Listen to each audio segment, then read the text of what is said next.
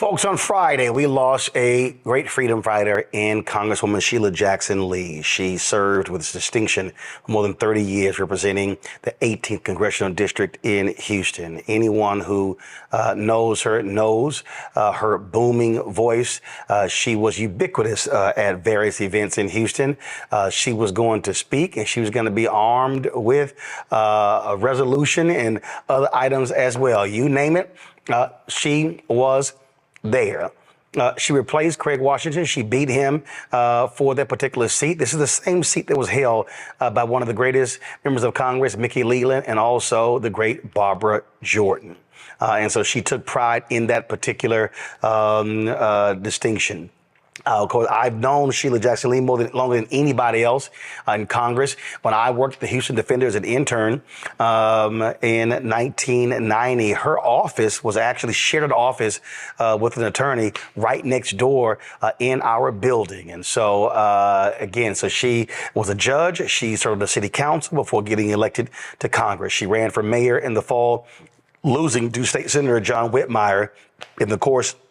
She then ran to the primary and won the primary, but announced shortly thereafter that she was diagnosed with pancreatic cancer. I knew something was different. This was the last time she was on our show, but I knew something was different when I saw her at the funeral of Reverend Dr. William Lawson at Wheeler Avenue Baptist Church. And I saw how frail she looked. Her voice sounded a lot different. And I texted some fraternity brothers who knew her well, and they told me that cancer had returned. She beat breast cancer before, but pancreatic cancer came back viciously in the fall.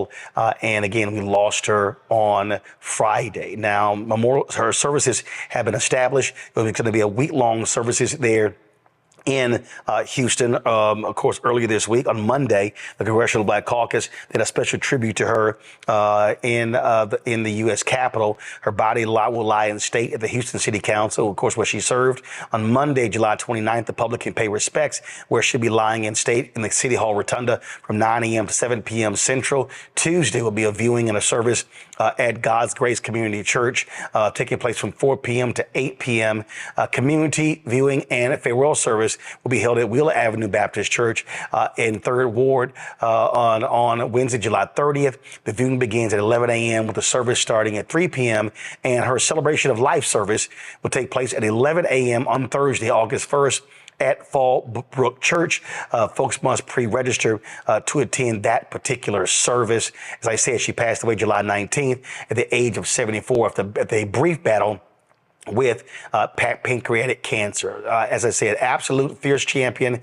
So many folks knew her well, including my next guest, Claude Cummings Jr. He's the president of the Communication Workers of America. Also, gospel artist Yolanda Adams, legal analyst Monique Presley as well. And then we're going to, of course, be also joined with the mayor of Houston, Sylvester Turner. Let me first go to, Sylvester is actually there. Let me first go to Mayor Turner. You knew her well.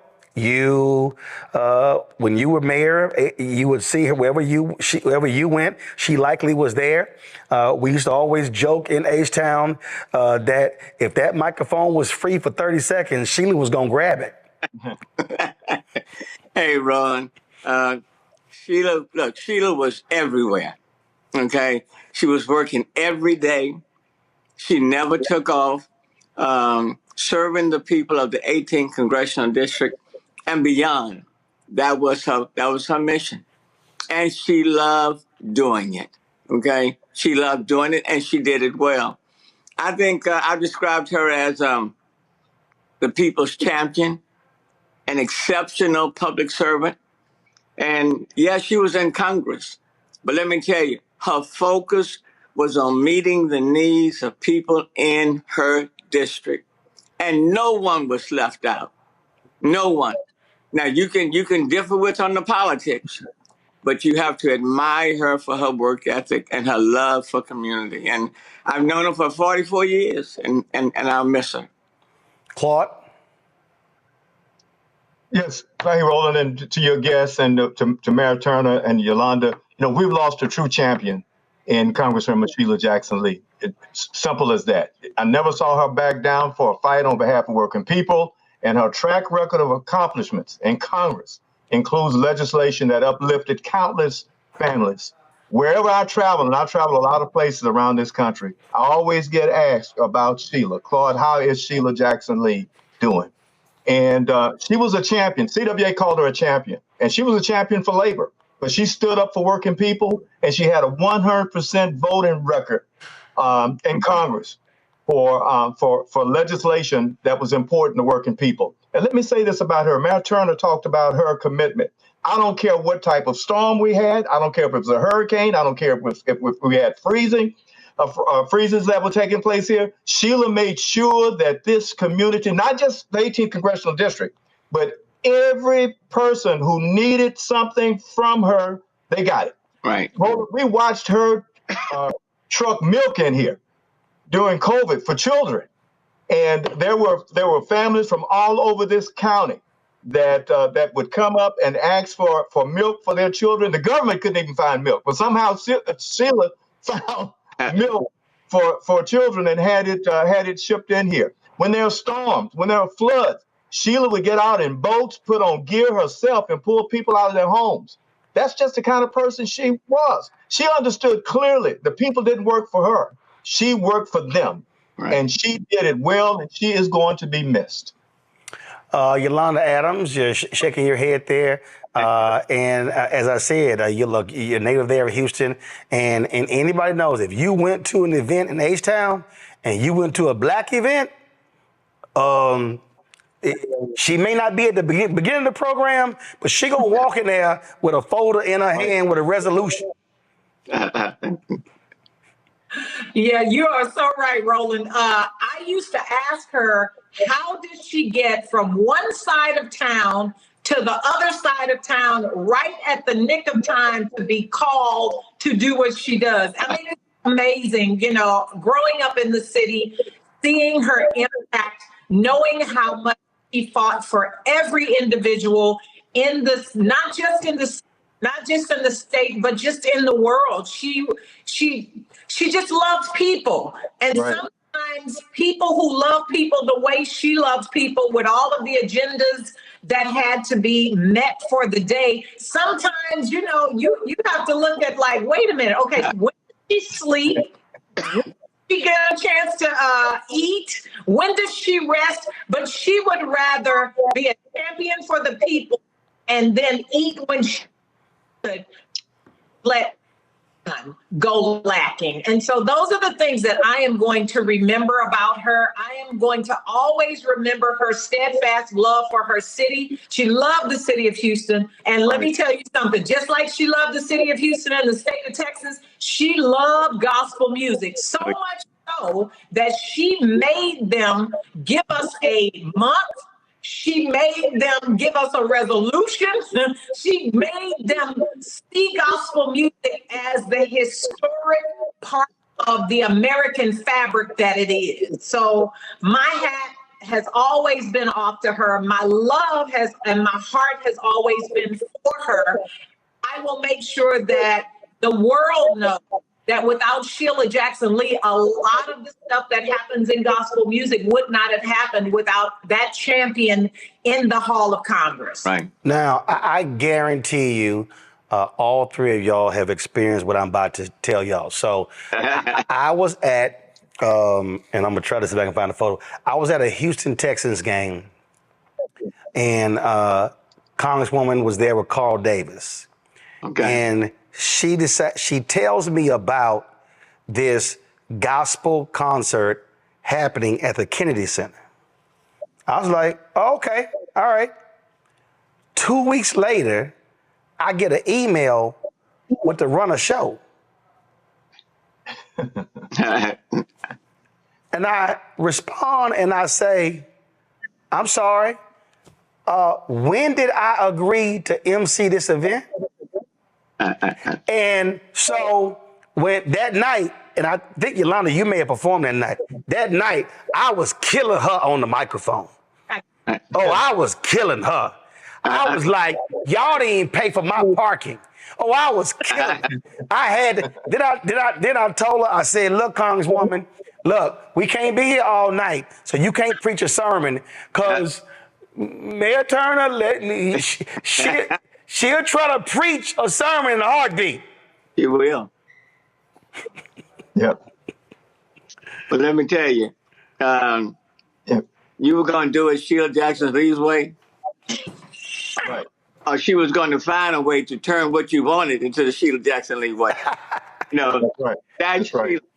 And on that same line, as mayor, Sheila would bypass me, and she would call directly to my department head.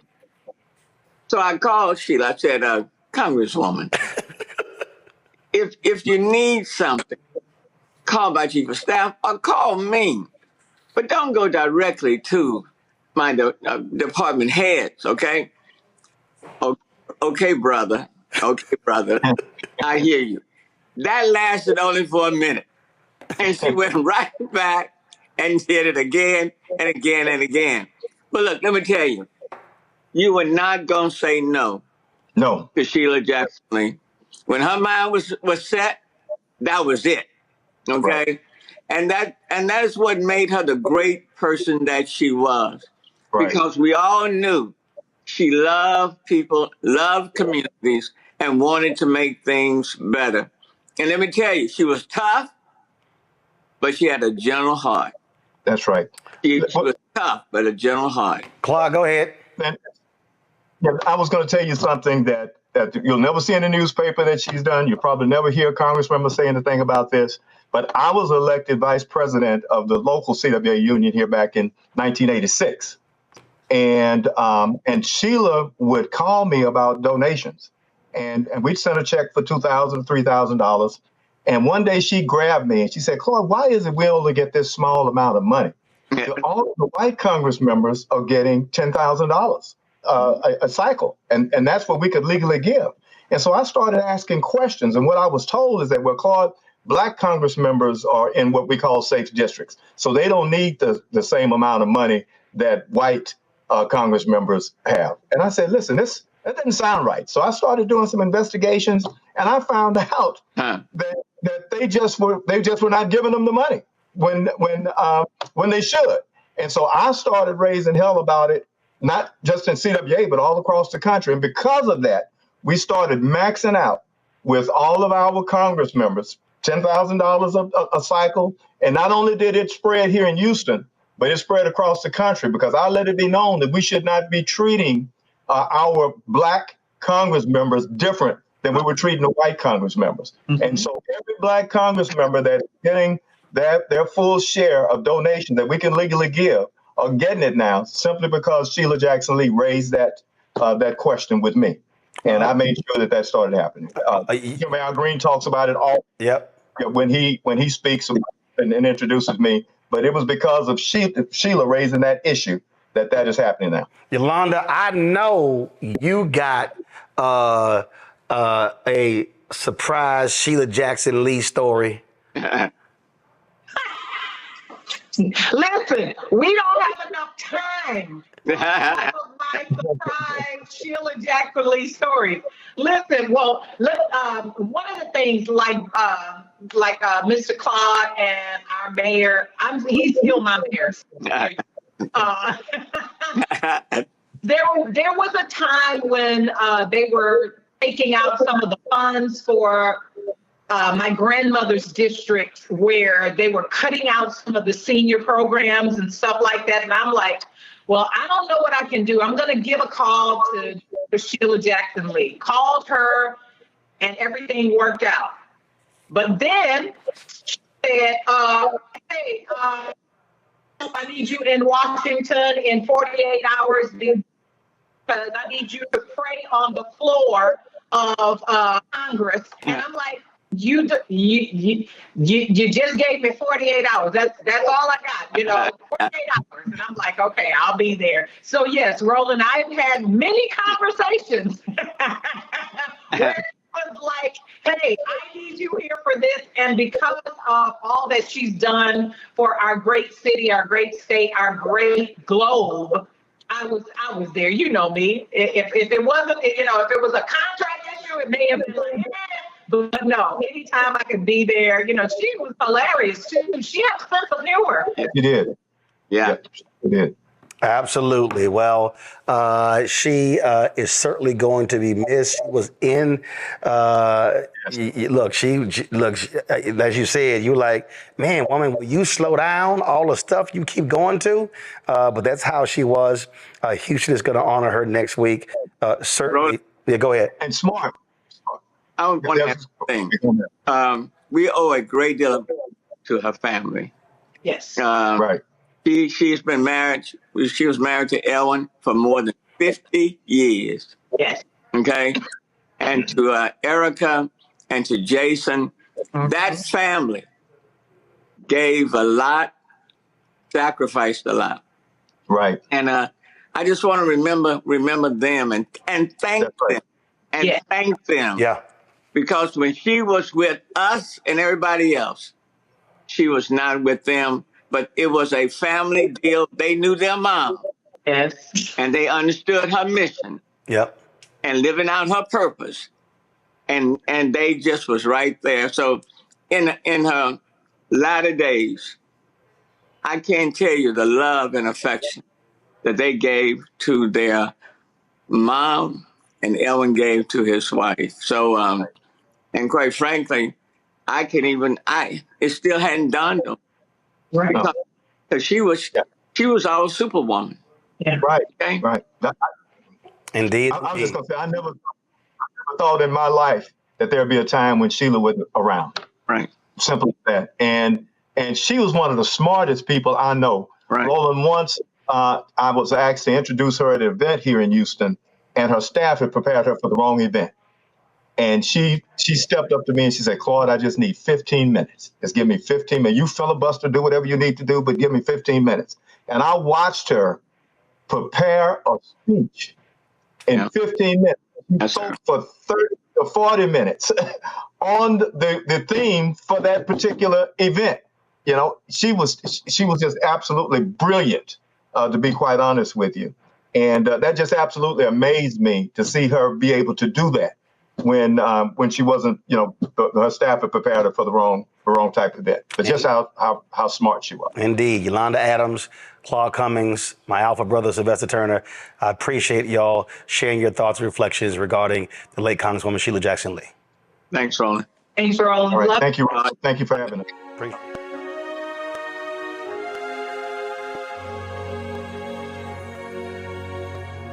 That's how Sheila was. She was a person who was obsessed with taking care of people and changing the world and making life better for everyone. Our personal friendship was deep and broad. You remember she received the John Lewis Award recently for the most amount of 1 minute. And she called me that morning. She says, Barbara, I can't be there, but I want you to accept this award for me. I said, Sheila, they're not going to let me accept an award for you. She said, just do like I would do and tell them you're going to accept it anyway. But that was Sheila. She would not take no for an answer. Also, finally, let me just say, I was her personal photographer. Many of you may have been also. Sheila wanted to make sure she was in every single picture, and if a real photographer wasn't around, she pulled me.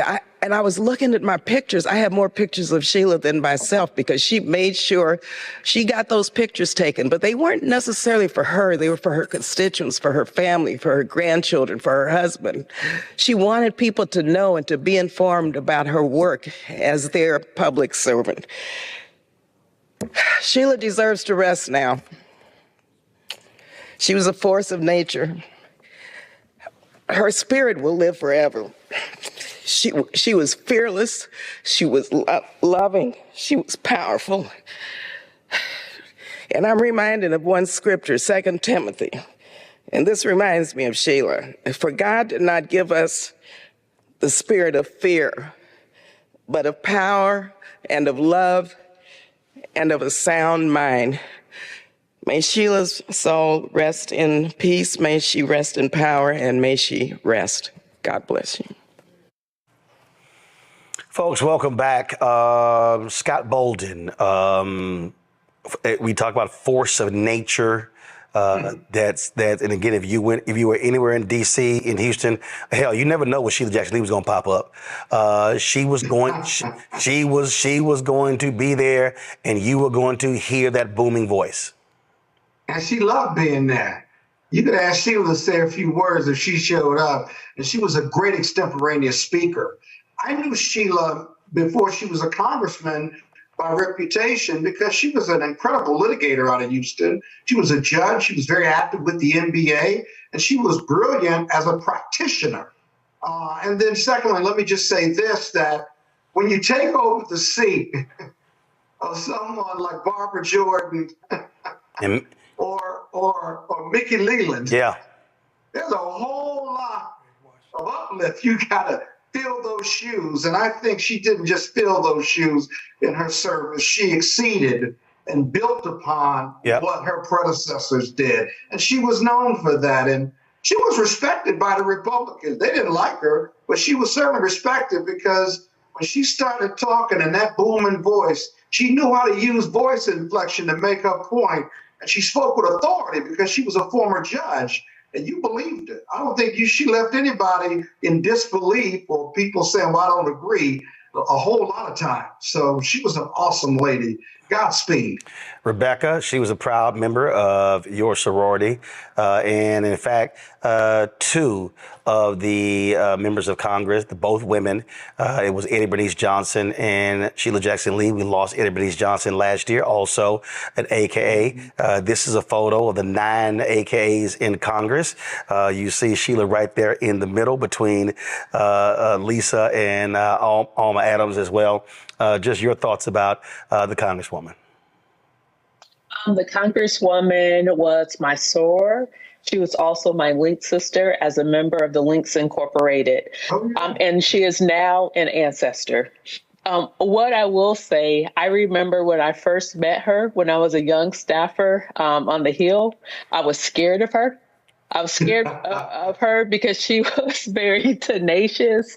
She was very stern, but I also knew she was very effective and that it is important to have voices and Black voices in the halls of Congress who will speak truth to power, who will bring the power, who was undeniable. It didn't matter if people disagreed with her on the policies or on the politics, but you were going to respect her. You were going to listen to her. And that was a fact. And so to see more of our people transition and become ancestors, and also understand that, yes, there has to be a new generation that comes up, but there is so much intelligence. There's so much brain power. There is so much legacy. There's just so much that we will be losing from Congress by no longer having Congresswoman Jackson Lee.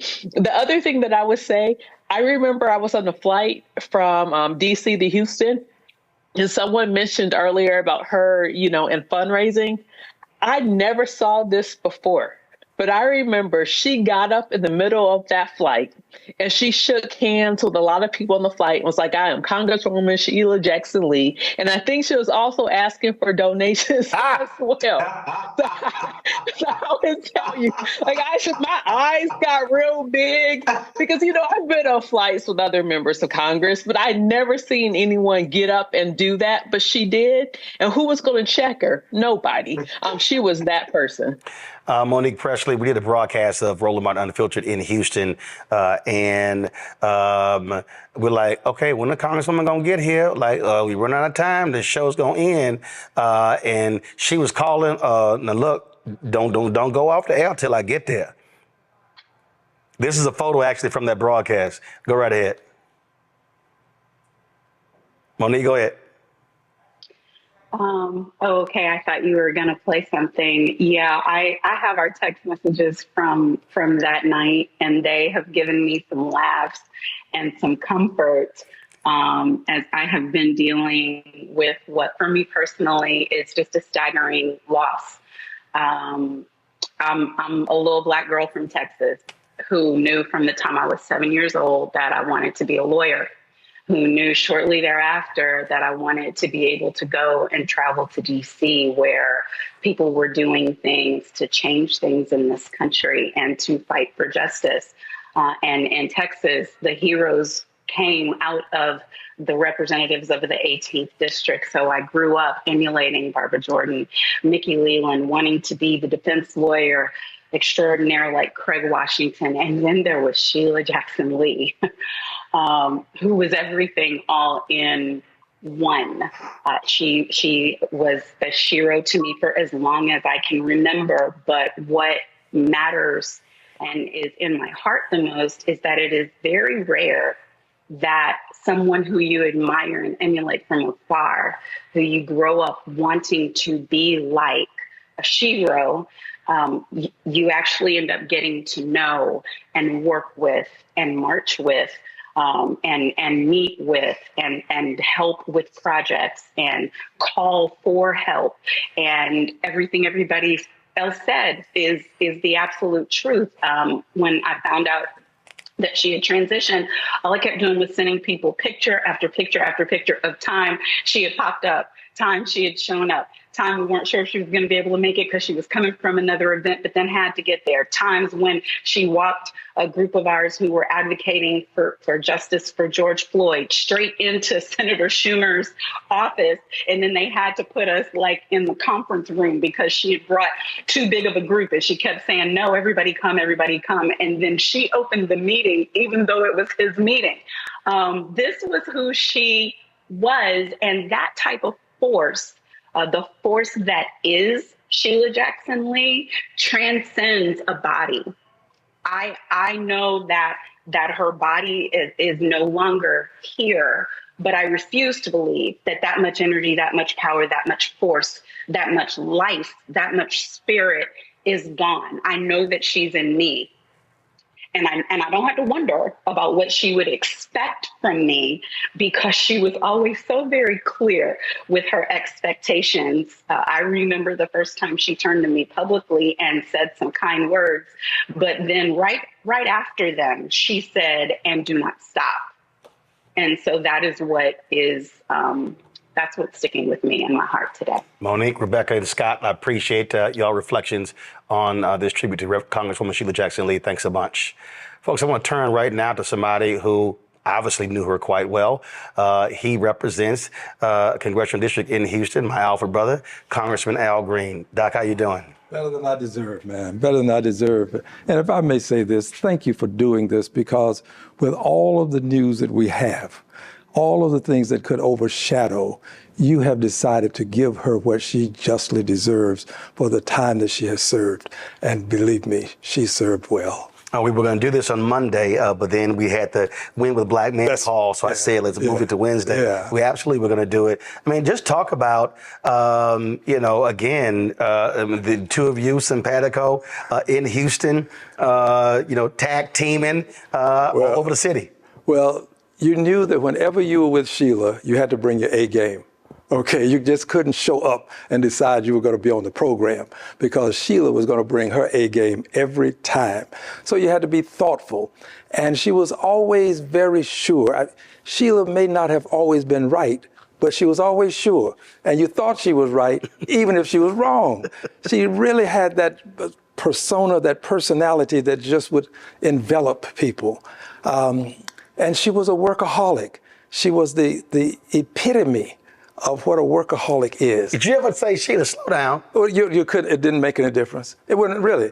I remember once we went on a Codell together. I think it was either 7 or 10 days.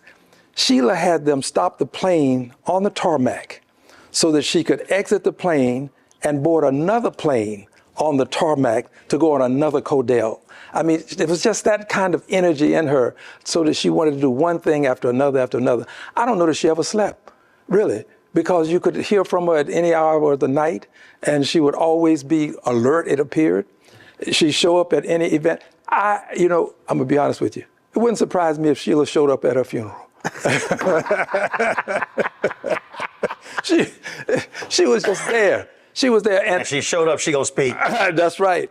And I went to an event just recently with my Masonic Lodge, and you just expected Sheila to be there to give her commentary and to give encouragement. She was always giving encouragement. I know that she's going to be missed. She's missed already. She really is. But I know that what was said, I don't remember which of your guests, but she leaves a lot behind that will forever maintain this generation. I mean, this generation is going to have some of her in them. And I think we have to pass it on. She has given the torch. We have to pass it on. Now, I have to say this, Juneteenth. Juneteenth, as you know, is a very Texas holiday. Gordon Granger comes in. Al Edwards. That's right. Al Edwards is the father. But Al could not get it over the finish line at the national level. Right. Sheila pulled it over the finish line and made it a national holiday. So we don't ever want to forget Al, but I have to remember that Sheila was there too. They are two persons that will live forever in the annals of Texas history as people who wouldn't give up on something. I mean, she did not give up on that holiday, just as she did not give up on many other things that she engaged with. She was determined. And that determination is something that is unmatched, really. A lot of times you have competition when you have members of Congress who are from the same city. And folk represent districts that are 700,000 members. Is it me? But did Congresswoman Sheila Jackson Lee believe she represented all of Houston, not just her district? No, you're incorrect. She thought she represented all of the country. There were no boundaries for her, no boundaries for her. She believed that if something was happening, that it was her responsibility to be a part of it. And she would show up and let you know what her expectations were, and programs that were designed to be neat and only 2 or 3 people speaking. Sheila could come in and give a keynote speech at your program. She just felt that. And the keynote speaker was sitting right there. Right, and exactly. And the keynote speaker was applauding. But I do want to mention this before you run out of time. And I have to say thank you for what you're doing, because without this, we might not have the kind of history that we should have for her. Our legacy is sometimes lost, but you have brought on key people, and I see Gerald Womack over there. Gerald Womack, yeah. Sonny Messiah Giles, they up next. Sonny, okay, and I saw, is that Clyburn? Yeah, I'm gonna have a video of Congressman Clyburn is there. And we're gonna have Harris County Commissioner Rodney Ellis on this too. And you had the former mayor, Sylvester Turner. I heard also Claude Cummings, CWA president. Mm-hmm. So I just want to thank you for this, because this is what's missing. Well, if we don't record and maintain our history, who will?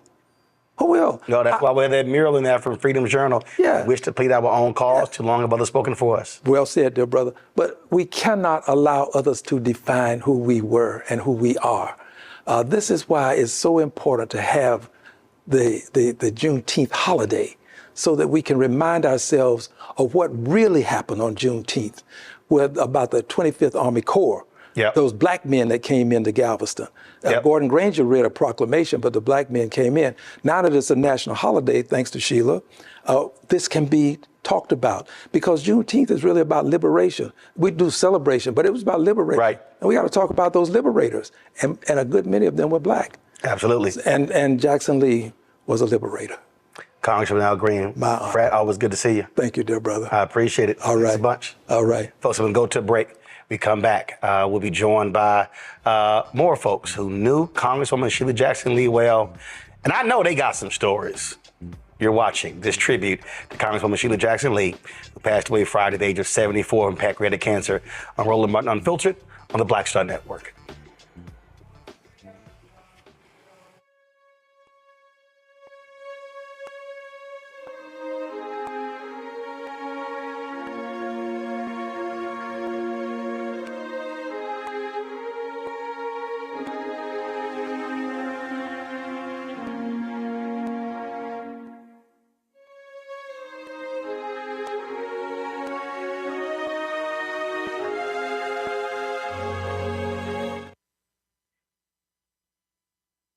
Coming soon to the Black Star Network. I still have my NFL contract in my house. I have it in a case. It's for my 4-year contract. I got a $600,000 signing bonus. My base salary for that first year was $150,000. As a matter of fact, $150,000. $150,000. That's what I made. $150,000. Now think about it. My signing bonus was a forgivable loan, supposedly. When I got traded to the Colts, they made me pay back my signing bonus to them. I had to give them their $600,000 back. Wow. Yeah, I was so pissed. Because, I try to be a man of my word. I'm like, you, I'll give you your money back. Even though I know I earned that money, right. I gave them their money back. I gave them their $600,000 back. But yet, I was this malcontent. I was a bad guy. I'm about the money. It wasn't about the money. It was about doing right. Because I looked at, because you look at contract. Look at John Elway. John Elway was making $1 million, $800,000. I was making $150,000. I was doing everything. And I'm like, but yet I was, I got so many letters, so I just play for free and all that kind of stuff. You don't forget that kind of stuff. Right. That stuff is hurtful.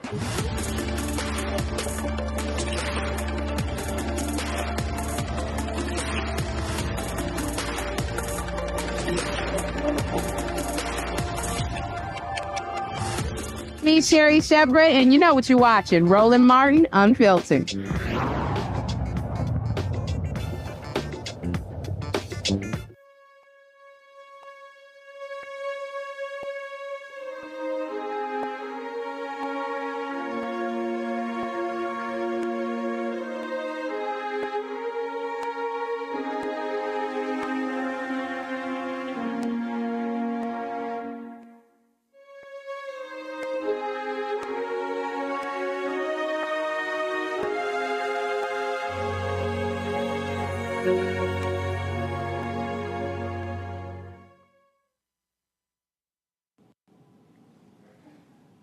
To you, Roland, and all those gathered, thank you very much for honoring Sheila Jackson Lee in this manner and for allowing me to be a part of it. As many of you know, I served 2 terms, really 2 entities, but 4 terms, as House Majority Whip. And it's a whip's job to gather the votes and to make sure when an issue comes to the floor, that the votes are there to pass it. During my tenure as Majority Whip, one of my chief deputy whips was Sheila Jackson Lee. Now, when you decide to get a chief deputy whip, you do so because you want someone who can really help, not just translate what may or may not be in a piece of legislation, but develop the kind of relationships that are required to get people to go along with the vote and to get the bill passed. Sheila was one of the best. She did not mind approaching people, asking for their vote, and she was very adept at getting people to understand the issues at hand. Most people remember her from television, where she was speaking out on many, many different subjects. But the fact of the matter is, in and around tables, Sheila knew the issues very, very well. She had a very good way of explaining them, and she had the relationships that were necessary to get them to final passage. Of course, everybody remember how diligent she was when she took up the mantle of reparations. H.R. 40 became her middle name. And she fought for that legislation for the entire time that she was here in the Congress. And so I want to thank you for honoring her in this way. But for a prior commitment, I would be there with you. But thank you for letting me participate in this manner. And to all of you in attendance, Godspeed. Jim Clyburn of South Carolina is joining us right now, folks. Three people who knew the Congresswoman quite well from Houston. Sonny Masai-Giles, publisher of the Houston Defender. Shiro Womack is president and CEO of the Womack Development and Investment Realtors, and Harris County Commissioner Rodney Ellis. Sonny, I'll start with you. How many times did you get that phone call from Sheila at the last second about putting her in that week's paper before you went to deadline? I got that call more than you could count. And I think you know that, Roland, because you were in the room sometime when she would call. But you know what? When I look back on my relationship with Sheila, I first met Sheila in my mom's kitchen. Is when she was running for Harris County judge. The 3 races that she lost, this sister was persistent, if nothing else. People don't realize that Sheila, having lost, just fed more energy for her to win. So it was like in meeting her, she was the kind of person that she wasn't going to give up. I don't care what you said or what you did. And I'm sure my fellow colleagues on this call would say amen. Amen. Amen. Amen. This is this week's front page of the Houston Defender. Quite fitting to have Congresswoman Sheila Jackson Lee right there with Vice President Kamala Harris, Sonny. It's so monumental. Someone said to me on the call Sunday night when all the Black women were on the call that it's like an angel. Sheila is up there working God about getting a Black woman elected president. And I was like, she might be up there doing that. I mean, she was that kind of person. She wasn't going to give up, especially if she had a mission. Gerald, I would often go home and I would see the Congresswoman in Houston. Hell, I might see her in D.C. You were right there. Yeah, I moved her to Washington, moved up there with her to Washington, picked out the office, had a big old hat, and was so excited Sheila had won to be the congressperson of the 18th district. Sheila loved this district every night, every day. I've never seen a person that would get out of session and hit and get off the plane and go right off churches and shake hands, kiss babies, and do all those things that other folks would not do that time of night. And I've got so many good memories of her. I'm going back to that article that the New York Times did where she said, all I want to do is make a difference. She said, I can't afford to write a check for it, but I can have a voice where I can make change. And I believe that was her motto. I remember we had one storm. I had a utility truck, and she said, you got to come over and pick me up. And I said, okay, I'll be there in just a moment. When I got there, we was at the end of, we got at the end of Martin Luther King and 610, and then we were a little further down, and the next thing I know, we were on the fire truck because we had a flood. And then the next thing I know, I was on a boat with a flashlight in the middle of the night, telling people, come on out, Congresswoman Sheila Jackson Lee.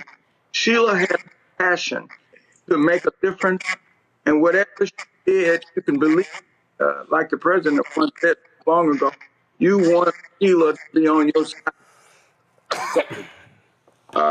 It hurts me because I've been a campaign manager for all these years, and we work so closely together every day, every night to make a difference for the least of those. And, she was a hard worker. You could not outwork she. I would say, you've told me everything but the pills that you take that will keep you up all this time. And if you just tell me I'm selling real estate, I'm going to go out of the real estate business and I'm going to start selling some of these pills because she had that kind of energy. And God, we couldn't have enough. We wouldn't have the metric because Sheila bought those lines, those dollars, those federal resources here to build that. She bought all these other federal dollars for affordable housing. I mean, her immigration record, her office, my accolades is to her whole staff because They were the Congress office for everybody. I don't care where you were from. You could call her office, and her office and her would work the issue out. So I am just so, I'm heartbroken. I know she's in the best place, but I know that she's up in heaven. As soon as she got there, she went right to work. But Commissioner Rodney Ellis, no one has ever accused you of being a quiet person. But man, you got to admit, it was always a little hard for that microphone when you were in the room with Congresswoman Sheila Jackson Lee. Sheila Jackson Lee, the Congresswoman, was clearly one of a kind. Yeah. Unstoppable. Some people are just born for politics. Sheila Jackson Lee was one of those people. I met her shortly after she came to Houston. Elwyn brought her to Houston. Yeah, he did. And Elwyn was one that you would have thought would have ended up in politics. And of course, as my great friend Sonny Messiah mentioned, the Congresswoman ran for judge, I think 4 times. 3. I was counting the primary to general. So if you count them all, that's 6 times. That's true. Becoming judge, I can remember once when my old boss, Congressman Mickey Leland, was trying to find people so blacks and Hispanics could take over the school board. With that Warwick Hotel at Leland's table, he said, "Call Sheila."